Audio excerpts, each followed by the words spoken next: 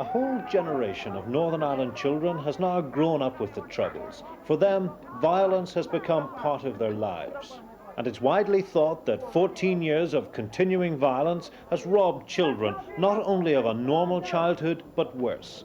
They've left a bitter legacy, the deeply disturbed minds of the children who've suffered. But new research turns the perceived notion on its head.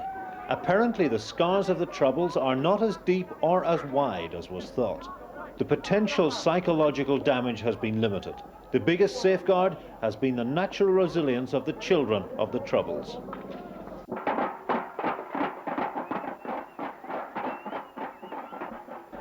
After 14 years of violence, no one denies that children have suffered, some more than others. With nearly 2,300 people killed, many of them fathers and mothers of young children murdered, it's an unavoidable conclusion. As well, the trauma of being caught up in riots and civil commotion is bound to have affected the lives of thousands. It's also assumed that living in a tense and disturbed atmosphere has made a deep impression on many young minds, that children have grown old before their time, that many behavioral and psychological disorders stem from living in a violent situation. But many of these assumptions are challenged by the latest research by a dozen professionals which studied in depth and in various situations just how the Troubles have affected our children. The tranquil surroundings of Stranmillis College contrast with the grim statistics of Northern Ireland life. But it was here that the book which drew together this research took shape in the mind of Joan Harbison, a lecturer in educational psychology. And it was here too that the book was actually printed, the only way it seemed to guarantee that the information would be available quickly. From time to time, members of academic staff approach us with ideas for publication or production of one kind or another, and we looked into the question of having this book published by outside agencies first of all, and that was going to take some considerable time, 2 years in fact. Well, publications of research which take 2 years are in fact as out of date as yesterday's newspapers. So in order to try to effectively put this kind of information into the hands of the education service in Northern Ireland, we undertook the job and tried to get it done a bit faster than that time. How long will it take actually to get on the streets? Well, the book is on sale now and sales of it are going very well, and we have produced it in about 4 months. What are the implications for this kind of fast throughput from an academic treatise to a publication as far as teaching is concerned? As far as teachers are concerned, they need this kind of information if they are to act sensibly in the light of ongoing and up-to-date information. There's little point in having research findings or information which is of yesterday's children. This is about the children of today, the lives which they are living in Northern Ireland today. The title tells it all. The book itself is destined to become a standard reference work for psychology students. So what's it saying? We're not saying that there are children who haven't been affected by the Troubles in Northern Ireland. There are, of course, children who have been directly exposed to the violence, and they will have had some effects, although perhaps not as disastrous effects as some people would lead us to believe. But what this book tries to do is to look at the global picture of children in Northern Ireland and how they are living their lives and how they are coping with life here in what is, after all, a society under stress. And what's the main conclusion you come to? The main conclusion that the research studies come to is that the children here are in fact living very normal lives, lives that are comparable to the lives of children living in other parts of the United Kingdom. Well, a wide variety of research of very different types converges to suggest very, very strongly indeed that because it's such an everyday part of life, that children aren't as seriously troubled as many outsiders and some professionals at the beginning of the 70s would have feared that they would be. And yet we've had the prophets of doom visiting academics, people within our own society, all telling us that the implications for the future are very bad indeed. And your research disputes this. What's your evidence? Well, I think the research is looking at, in different ways, at the effects of the violence and ongoing conflict in children. And where we see no evidence of gross neuroticism, where statistics show that there's no serious concern in a comparative level for criminal behaviour and antisocial behaviour and so on, we must conclude on the basis of this wide variety of studies that the children are coping. That's not to say, of course, that this is unhealthy for society, because if children have grown up never knowing anything else other than violence, at least on the television screens, if not on their doorsteps, that is not to say that they don't learn that violence isn't acceptable, because it's there all the time, an acceptable part of everyday life. I think this forebodes badly for society. Now, when you and your colleagues were conducting this research, how near to the heart of the issue did you get? How many children did you talk to who had actually experienced real violence? Oh, hundreds if not thousands, in the sense, because over the studies we have children from peaceful provincial parts of Northern Ireland, as well as children living in the most troubled parts, which of course are multi-deprived, multi-problem areas.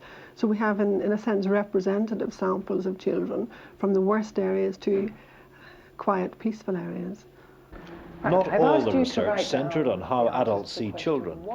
Dr. Karen True's study was intended to establish just how the children of Northern Ireland saw themselves. Well, I'm a white schoolboy, but I'm not racialist. I'm pretty keen on sport like athletics, cricket, football and rugby. I'm also a choir boy and I act. I'm in school play. I swim and for the school I fence. A girl, a school girl, a swimmer, a person, a recorder player, and a brownie, a disco dancer and a writer. I'm a human, I'm a schoolboy, I'm a keen swimmer, I play rugby, hockey, cricket and football. I'm a choir boy, an instrumentalist and a scout. A girl, a hockey player, Protestant, a swimmer, a tennis player, an athlete, a singer, a flute player and a writer. Dr. True, what were you trying to achieve from that group? I was trying to illustrate sort of the findings I've got from my research, which has involved over 1,000 young people. And in this research we found that young children, young people, tend to dwell on the normal aspects of their life when describing themselves rather than the abnormal aspects. So those young people talked about their sports, their music, the fact that they were a boy or girl. These are the sort of things they think about when they think about what are you. And yet only one of them mentioned a religious identity. Is that typical? I found in my research that 1 in 10 tend to mention their religious identity, whether they're Catholic or Protestant. Catholics would tend to mention it more often than Protestant, but still a very small minority. And this is significant because if being a Catholic or Protestant was a major feature of their lives, one would expect them to mention that very often, but in fact very few children do that. Now, what happens when the pressure's on? How do they react? How do their attitudes change when the tension's increased? Well, I did a study with children who had been involved the week before in rioting in a provincial town in Northern Ireland. And I found by the time I had arrived there a week later, they were thinking more about sports and their sports prowess. And even for that group, very few mentioned their sort of religious identity, the troubles, or any aspect of themselves which was different than any other children you would meet. What is this research telling us? Well, I started this research because a lot of people were saying in Northern Ireland, whether a person was Catholic or Protestant, is a pervasive influence on their lives. And yes, if you look at Northern Ireland, you may think, well, being Catholic or Protestant does affect what school children go to, who their friends are, perhaps where they live. But for the actual individual himself or herself, it isn't a pervasive aspect of their lives. It's not the most important thing, as a lot of the outsiders would say, or commentators, because there's so many more important things like music, sports, schoolwork. Those are the things that worry young people, and that's the sort of things they think about, so that when you ask them what are you, they don't automatically say a Protestant or a Catholic. They would say a boy or girl. I think every one of them did. That's more important. In Northern Ireland, the problems of sectarianism cannot be ignored. One man dealing with the psychological problems of the young is Dr. Roger Macaulay. His department at the Royal Victoria Hospital sees 500 of these cases a year. Well, I think certainly in a psychological sense the children are coping in some way with the troubles. Probably what is happening is that, well, almost certainly is happening, is that they're forming or picking up sectarian attitudes which, you know, will be reflected in the next generation or the generations to come, and in some ways continue a sort of vicious circle effect of sectarian unrest and so on. But that doesn't stop them from getting on with their daily life, functioning reasonably well within their own culture, going to school, getting on well in their family, getting on well with their friends and so on. For the staff of the Jaffa Centre, the absence of sectarian problems came as a pleasant surprise.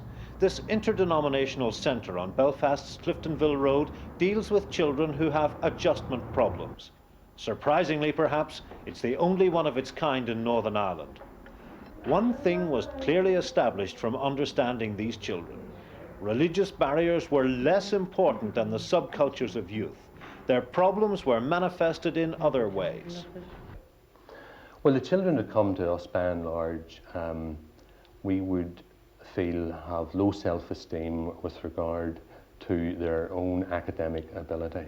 They seem to have been children who have gone through schools and who have experienced quite a lot of failure in schools. Now, to take one example, for example, we have a lot of children who have poor reading ability. Now, within the school system, they would appear to be children who are disinterested in work, disaffected with the school system. They appear to be children who do not wish to read. But whenever they come to us, we find that they are very keen to learn to read. But on a one-to-one basis with a teacher, we find that they're exceptionally embarrassed about their reading, and they may throw a temper tantrum based on that embarrassment or stemming from that embarrassment. Now, if that's happening on a one-to-one basis, just think of the anxiety that there would be with many children within a larger class. Now, certainly the low self-esteem with manifesting itself particularly around academic attainment would seem to be one of the main symptoms of the children that would be referred to us.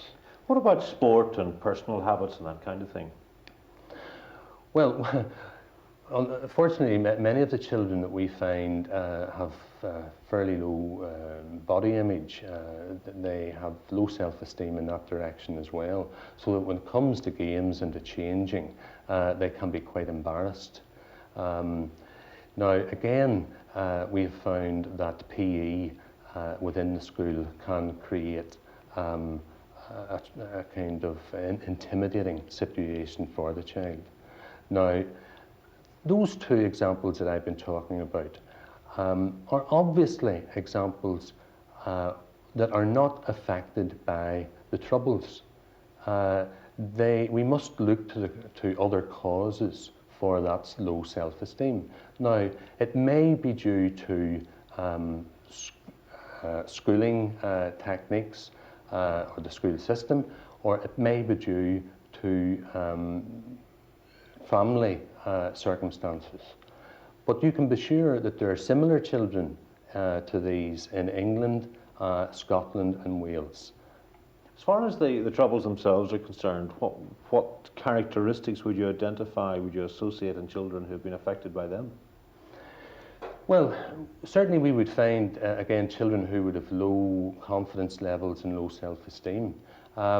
We find that they would tend to be children who would look to adults for support and maybe not find the support that they had required. Very frequently, certainly in studies that have been done during the war, to the responses of children to the air raids, they found that children who found it difficult to adjust to those situations tended to be children who were on their own, that there was no parent with during the actual bombing. And there's a parallel in this case, is it? Well, it would seem to me, and certainly Maurice Fraser has pointed this out in his earlier study, that the response of the children to violent acts would tend to reflect whether or not there was support given to that child in the family. The Troubles remain, however. They are a reality, and they must have an effect on the minds and the thinking of young people. But in what way?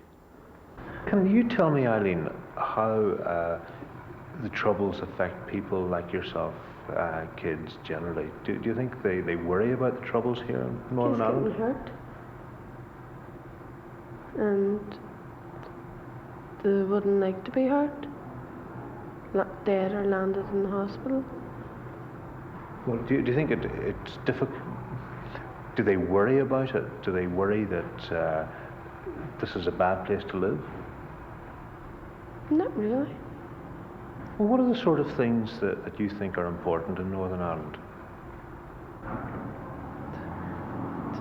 Well, do you think it's important that we should have peace here? Yeah. Do you think it's important that maybe Protestants and Catholics should live together? So that's what I was about to say about that, because what's the use of fighting with each other? They're all the same people, except for they're Protestants and Catholics, different religion. Well, does it make you unhappy knowing that there's trouble around you here? No, not really. I don't bother. You don't really think about it very much? No, just play with my friends. For other children, like Brian Deacon, violence struck deep into his family. 10 years ago, his father was brutally murdered. Brian, you were 4 when your father was killed. What do you remember about it? I don't really remember anything about the killing itself. I just before it happened, I just remember watching TV and then my dad going down for lollipops and shampoo, and then after that I don't remember anything. I've always wondered why he never came back, but from then on it's forgotten about. Do you think about it a lot now? No, not so much really. Like inside, very often I do, but I go on with life like a normal child. How do you think it's affected you? Not really, it has. Like I said, I go on with normal life like a normal child, but when it comes to talking to friends and they're talking about their dads taking them out, I really feel left out. That's about the only time it happens. What about anger or bitterness of the people who did it? The only time I have anger against them is if another child of my age comes up and says to me about what happened. That is the only time I get hate inside me or anger, but in the other time it's nothing, no anger, no hate or nothing. But Brian's older brothers and sisters reacted in different ways. His mother Sylvia explains. Well, it had a very deep down effect actually. It just disarranged my whole family. The eldest boy, Robert, he went to England and he didn't want to come back again after it. You know, he come about once, but he doesn't like it here because of what happened, and he wasn't happy to come back again. I usually go over and see him over there. The second boy, Paul was very much the tomboy of the family, you know, real hear him, scare him. He got very withdrawn for a while and very quiet. He just wasn't the same person. You know, he was such a happy child. And he seemed to get very moody. Donna, she was 10, and well, she was just a child herself. She practically grew up overnight. She was trying to take the reins, take my job into her hand as well. She used to look after Brian for me when it happened. Well, needless to say, I was very, very shocked, and it took me quite a while, you know, to come out of shock. And Donna, she started being a little mother. You know that there are a lot of women in your position, a lot of families in the position of your family. That's what right. way do you think they've reacted to the experiences of losing a husband or a son?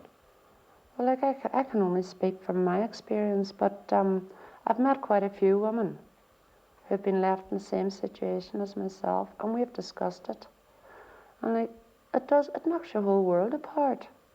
And as for the children, you've got not only the responsibility of being a mother and father, you've got that fear that your children that they could have a hate within them that could, lead them into trouble. That was always my worry, that my children perhaps would get involved with something they wouldn't, but thank God they didn't. Another common strand which emerged, one which Brian and Eileen both expressed, was a plea for peace. And this was something recognised by Dr. Jean White in her research with children throughout the North. One of the questions I asked them to complete a sentence which read, "If I had a wish, one wish, I would wish that, ... and they had to fill it in. Now the answers to these were very interesting indeed. The majority of the wishes were of course related to themselves. I wish I had a bike, I wish I had £1,000, this kind of thing. But in this sample of West Belfast children, quite a high proportion, about 36%, had wishes related to other people or to peace or to the ending of the troubles. Things like, I wish there was peace in Ireland, I wish there were no more troubles, I wish my family could be happy. And I thought this was very interesting because it displayed an astonishing maturity for 11 and 12-year-olds. Was this a cry from the heart? Well, I don't know, but when they'd only one wish, I thought it was a big sacrifice to make. Nothing related to themselves personally, but they were extending it to other people. So then I decided to extend the study, and I gave the same questionnaire covering these areas to a similar sample of children, about 90, in East Belfast, these were non-Catholic children, and in London, to see if the culture would make a difference. And I found, when I analysed these results, and I would be reporting these in a forthcoming conference at the weekend in Rosapenna, that there were differences between the Northern Ireland children and the children in London. Now, firstly, I suppose I should say that as far as materialistic wishes went, I wish I had £1,000 and this kind of thing, there were no differences at all. The children were just the same. But a significantly higher proportion of Northern Ireland children gave their wishes to peace or to other people. There were examples like, for example, I wish the troubles would stop in Northern Ireland. I wish there was no such thing as war. I wish there was no such thing as nuclear bombs, or the world had peace. I would wish to help all the people who are sick. I wish there was no such thing as drink. This kind of thing. So what does all this research mean? How do the people whose studies led to the book feel their work can improve life for Ulster children? In the last 15 years, it would seem to me that perhaps the Troubles have been used as an excuse for not doing some of the things that are necessary in Northern Ireland. Now, give me a few examples there. Well, the children, as I've just said, do live in a multi-deprived society. Many of them are very disadvantaged. We know that up to 40% of them, and it's documented in the book, live in below what would be called the poverty line. Now, we can say that the Troubles have affected those children, and then that allows us to stand back and say, well, we can't do anything about the Troubles, they can't go away, so in fact, we can't do anything about that. But in fact, we can do something about poverty. The government, all the agencies involved with unemployment and with children should be alerted to the fact that many of the problems they're experiencing are not those of the Troubles, but rather of the socio and economic deprivation that they're exposed to. Politicians and civil servants ought to be seen to be doing more than we have been doing. We need to redirect these children's activities. In the ghetto areas, we need to be providing the basic resources at a survival level, because of course we have very severe poverty and unemployment and so on. Very high demands, obviously, but we do need to become much more involved, I think, in direct action. Now, direct action, what precisely do you mean by that?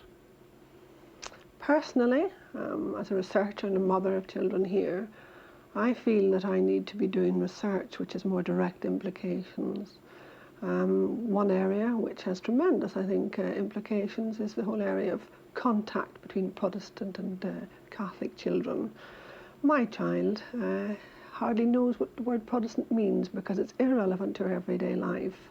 She has some vague notion that Protestants and Catholics are kids who live either side of a barricade and stone each other. She sees herself as a Christian, and we're not a religious household. So I really do feel very strongly, as a person as well as a researcher, that this is one way out, because fear inevitably breeds prejudice, fear of the unknown at whatever level. And I think here the brave efforts of a wide variety of people to introduce integrated education is one positive step forward.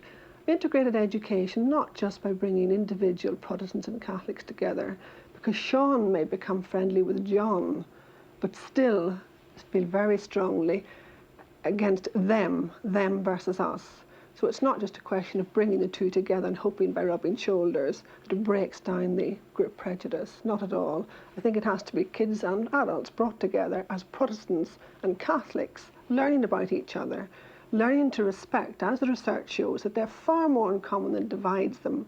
The one thing and the only thing that separates people here is politics. Obviously, if one was able to bring, I think, and here I suppose I'm getting a little away from my area, if one was able to bring politicians to see that the answer to the problem is sort of integration, then that would be the problem solved in itself. I mean, the difficulty is getting around to that. I think many of us would be very hopeful that the children would grow up to be as good parents as their parents have on the whole been to them. And that all the evidence of history has been that children have a tendency to grow up right rather than to grow up wrong. And for that reason, I think that in spite of the situation which they presently find themselves, and I'm talking now of the socioeconomic situation rather than the situation of the Troubles, because I do think the socioeconomic situation is the more important one, that these children, in fact, will grow up into very normal parents. They are living, as I've said, normal lives, the vast majority of them at the moment. They will grow up into normal parents, and they will grow up and live, hopefully, happily and successfully in Northern Ireland, live through this rather traumatic time that we are to build a new society.